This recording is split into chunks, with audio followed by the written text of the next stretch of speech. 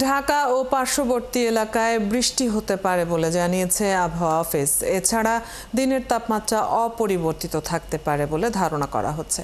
দেশের 5 জেলায় তীব্র বজ্রপাত ও মাঝারি থেকে ভারী বৃষ্টিপাতের আশঙ্কা করা হচ্ছে।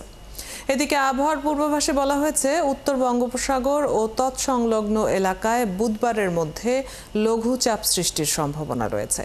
এই অবস্থায় রোববার সন্ধ্যা 6টা থেকে পরবর্তী 24 ঘন্টায় ঢাকা, খুলনা, বরিশাল ও চট্টগ্রাম বিভাগের কিছু কিছু জায়গায় এবং রাজশাহী, রংপুর, ময়মনসিংহ ও সিলেট বিভাগের 2-1 জায়গায় বজ্রসহ বৃষ্টি হতে পারে।